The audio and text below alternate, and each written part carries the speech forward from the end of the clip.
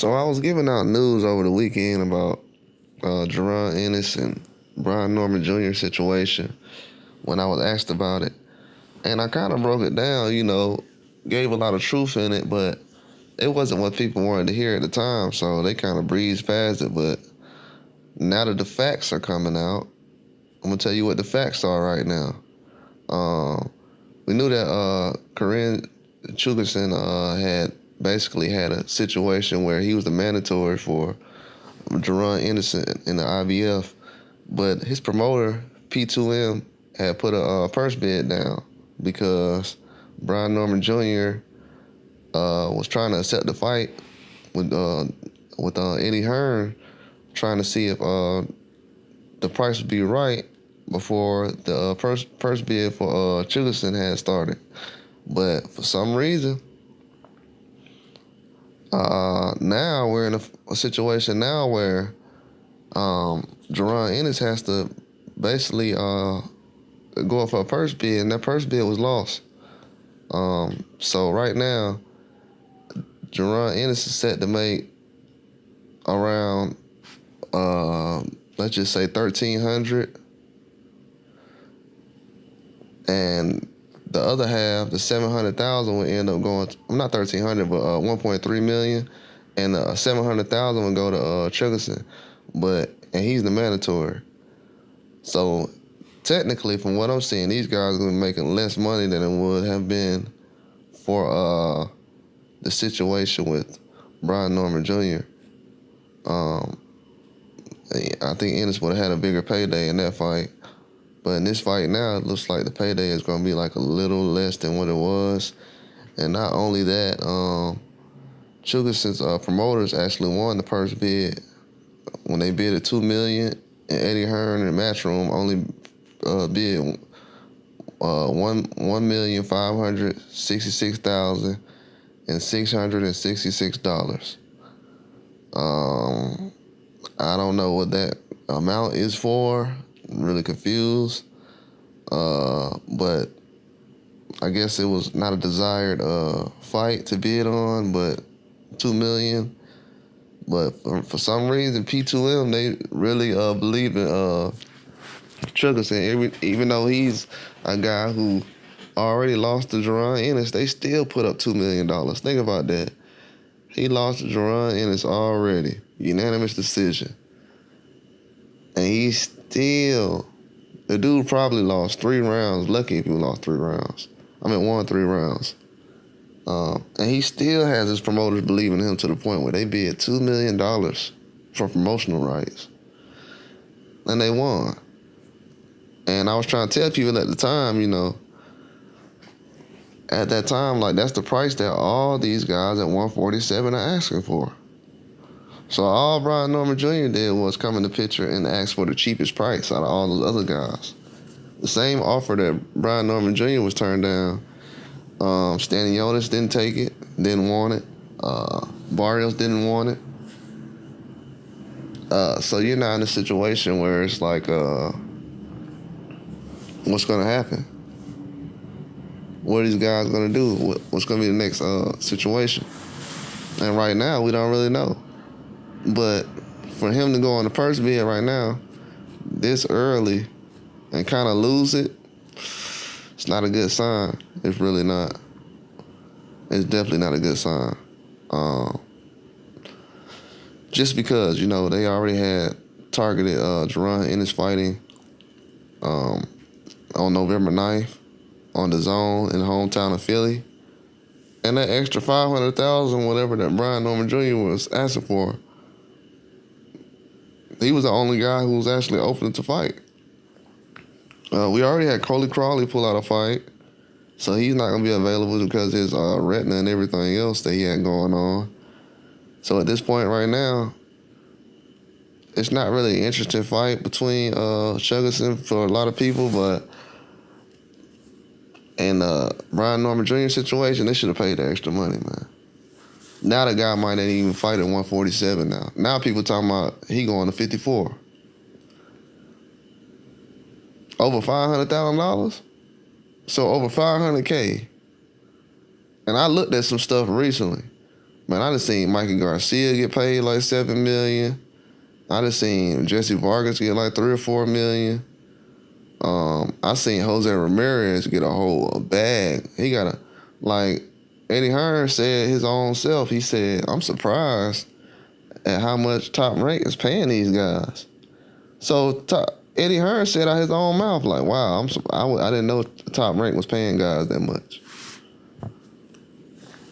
When he said something about Jose Ramirez, like Eddie Hearn was surprised that my Matchroom, not Matchroom, but Top Rank minimums was so much. You know what I'm saying? He was like, this is way too much. Even Eddie Hearn said that Tiafimo situation, he didn't feel like paying Tiafimo. He said he's asking for too much. He ain't selling enough to what he's asking for. And that's a whole nother situation. I'm gonna explain something like that in a whole nother video coming up.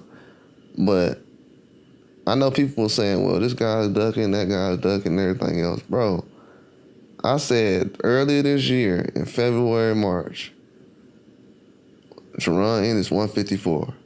I did. I said all this year.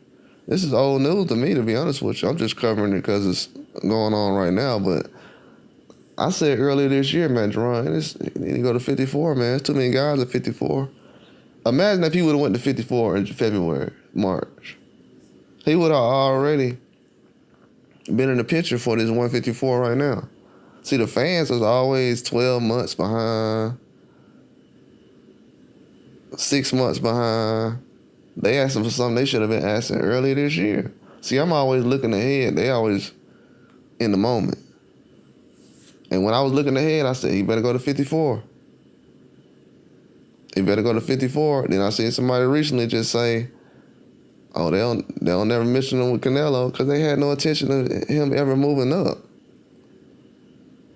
You know what I'm saying? Like, at the end of the day, I've always said, okay, if a guy from 54, 47, 60, if he's a boogeyman,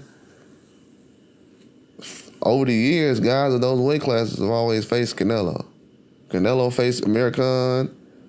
He faced Jermell Charlo. So, in a lot of boxing fans' eyes, guys like Boots is better than him. Better than American or Charlo, because I haven't heard them mention Charlo and Boots.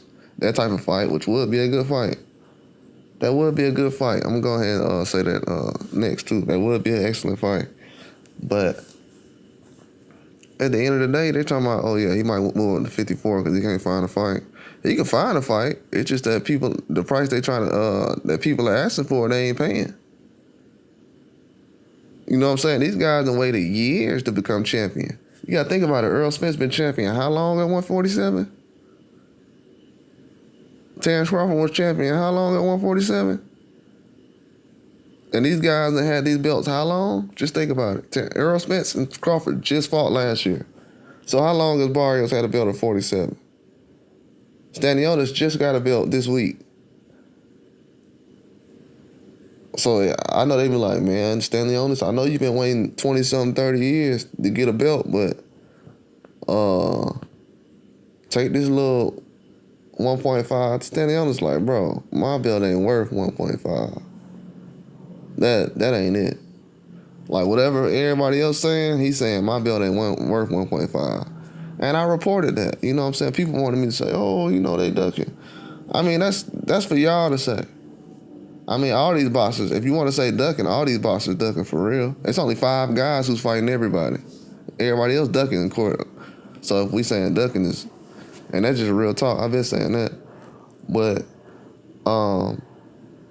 Chukhadzhian Ennis gonna do what he needs to do, man. He trying to get the bag right now. Like, that's what's most important right now, the bag, because dudes been fighting for 100K and all that, man. Nah, man, we passed all that. He trying to get the bag right now. And fans are trying to have him jump in a 50-50 fight right now when he hasn't even he just made a big payday recently. You know what I'm saying? He just made a big payday recently. So a lot of these guys, they got opportunities to make easy paydays. Easy paydays. I'm talking about easy. A lot of these guys are getting paid easy for paydays. Look at the guy Teofimo just fought recently. I ain't hearing nobody putting pressure on Teofimo, man. Why you fighting Steve Claggett? And Teofimo been in the mix longer than Boots has. So think about all the fighters who've been in the mix already who ain't fighting nobody. And they still getting paid $2 or $3 million. So we got guys who's champion that's like, hey, I need $2 or $3 million. And that's what it's gonna be in boxing now. All this promotional stuff going on. We see guys like Ngannou getting $20 million. Ain't nobody finna jump in no ring with no championship belt in boxing at a marquee. This ain't no one Chocolatito versus Strata. These are marquee weight classes. 47 is marquee. 54. These are marquee weight classes in boxing that have carried the sport for years and decades. Especially 47. So I don't understand why people are not understanding that everybody's not taking these deals. And it seems like the money ain't good right now because people are saying, man, well, Boots need to fight Crawford. How y'all gonna pay him? How y'all gonna pay him? How is anybody gonna pay him? I've been saying that for years about Crawford versus Boots. How are you gonna pay him? If you can't pay nobody else, how are you gonna pay Terrence Crawford? You want him to take a pay cut too? Nah. That's what people gotta understand, man. Like, a lot of these guys aren't really putting together big fights. You know how I know people aren't putting together big fights like that? Because everybody's asking for Ennis versus Brian Norman Jr. I put out a video probably a week or two before the Brian Norman Jr. Ennis news came out, and I said he wants to fight Ryan Garcia, Boots, or Devin Haney or somebody like that. I said that. You know what I'm saying? He literally said that. He literally was just in negotiations with Teofimo Lopez. He left the negotiation with Teofimo Lopez. They started talking with Boots. I can't call a guy like that a duck. I'm sorry to tell you. I can't call a guy like Boots a duck. I can't call Earl Spence a duck for not fighting Boots and going ahead and fighting Terrence Crawford like everybody asks. I wasn't finna ask Earl Spence, hey man, wait and hold up real quick and fight Boots because he a mandatory, then fight Crawford. Nah, everybody was like, oh, Crawford. Around that time, I said, man, I'd like to see that Boots and Earl Spence fight. I've been in mandatory for a while. Nobody mentioned that. So for people to act like they just care about mandatories and everything else now, come on, man, stop it, man. Come on, man, stop it, man. We see everybody's resume. Your resume is what it is, bro, at this time. If Crawford had the same resume as Boots Ennis, will nobody be trying to ask Boots Ennis, Crawford to fight nobody. I'm just being 1,000. When Crawford had a resume that's better than what Boots got right now, Crawford had a resume when he came to 147 that was better than the resume that Boots got right now. And people say he ain't fought nobody. Oh, he ain't fought nobody. He fighting bums. Oh, he ain't beat nobody. He ain't big enough for 147. And these the people I'm supposed to listen to about ducking? Stop it. Y'all just said Terrence Crawford was ducking last year. Terrence Crawford, the #1 fighter in the world, in America, we were just saying he's ducking. Now we trying to find reasons why Usyk and Inoue is better than this guy. So it's all like all over the place, bro. It really is. But I put all this information out a long time ago. I just let these fans talk so they can expose themselves like they've been doing. Like, this is real boxing news. All you gotta do is come out with the facts. When you start putting your opinion out there and try to make your opinion facts, that's why dudes be like, it's my opinion though. Bro, how the hell Jerron Ennis losing a purse bid to, not Jerron Ennis, but Matchroom and his Jerron Ennis promoter losing a purse bid to Chukhadzhian. How was that? And his promoter P2M, who put up $2 million, they put up $500,000 more than what these guys put up. $400,000 more than what they put up. You know what I'm saying? So how am I gonna sit out here and try to act like everybody putting their best foot forward? I don't know what's going on. All I know is Boots trying to get the bag, and he ain't been getting the bag like everybody else because everybody else been having little And people still ain't having big fights. If Boots fight Brian Norman Jr. and Crawford right now, that'll be bigger than every fight most of these guys done had on their resumes. That's what I'm saying. Like, if you look down the pound for pound list, these guys ain't fighting nobody. They ain't fighting no champions. They fighting guys with names. They ain't fighting guys with no belts. They want Boots to fight an undisputed guy and a youngest champion right now. So I see how the standard's high for him. But let me go over there and say the same thing about these guys on pound for pound. Or these guys that they try to put on pound for pound. Or some of these names that they call stars in the boxing right now. It ain't gonna be the same energy. So I left myself up out of this. I don't really do the negotiations, news type thing. Because this is old news to me, man. Just look at all the Boots Ennis videos I did earlier this year. I already broke all this stuff down when it comes to Boots. I've been watching Boots for years. I was watching Boots before Eddie Hearn even knew who Devin Haney was. I was watching Boots back then. I was watching Boots when dudes didn't know who Earl Spence was. Man, this is old news, man. This is old news. Boots been that guy. But I'm telling y'all, I see the setup. What people want to do is, because we got to realize Tim Tszyu is 29, right? He just got in the mix over here. Tim Tszyu 29. He just now got in the mix.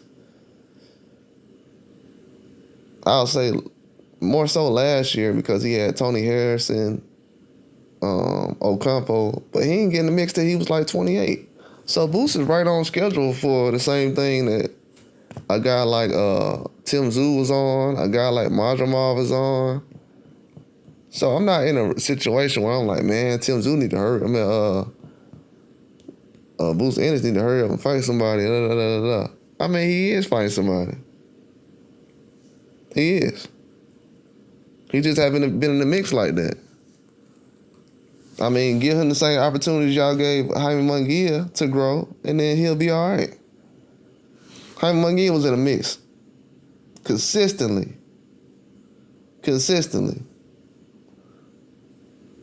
And they watched the matchups with him carefully. He wasn't fighting no top guys. Don't let the Canelo name fool you. He was fighting Dermachenko, who just came up from 154 and went to war with Munguia. A lot of people thought he possibly won that fight. So, yeah, man, the purse bid, stuff like that, negotiations, people got to realize what's actually going on out here. And that's a fact. People got to realize what's going on. Because if not, you're going to get left behind ASAP. That's just all it is to it. You're going to get left behind. And what I see right now, a lot of people getting left behind. And they choosing to get left behind. They want to argue over who's ducking, and that's what fans like, though. They want to say, oh, I want to see so-and-so fight each other. But I don't want to hear that no more either, though. Because now we choosing who can move up and who can't. Man, no, y'all trying to play God in boxing now. Y'all ain't finna choose who moving up. If we saying like people saying, oh, I want to see Inoue move up and fight Tank, but then they'll say, oh, I don't want to see Crawford move up and fight Canelo. Yeah, so those like fantasy fights people try to talk about and negotiations, they exposing themselves, man. Real talk. Really exposing yourself. And then people say, man, how could you turn down 1 point something million and all this? Bro, I seen Teofimo turn down 1 point something million. And he's not on pay-per-view. He's not on pay-per-view. And as soon as Jerron Ennis and Brian Norman fight would have got made, guess what these clowns would have did out here? They would have put it on pay-per-view. But then they'll say, oh, it's not a big fight. But y'all would have put it on pay-per-view, though. I promise you they would have put it on pay-per-view. I promise. They would have put it on pay-per-view immediately. Look at the noise it's making. That's how you know ain't no big fights going on right now. We got Brian Norman Jr. who won his belt a couple of months ago. Ain't nobody gave him credit for it. Had basically one of the knockouts of the year, upset of the year. Wasn't really an upset to me, but now people like, oh, well, he ain't like that. Well, we already knew you thought like that. We already know. I've seen this before. I've seen this before last year. Same situation with Terrence Crawford. Dude's been watching boxing 20-something, 30-something years, but you thought Terrence Crawford wasn't good? Imagine, bro, y'all on the wrong side of history, bro. That's all I got, though.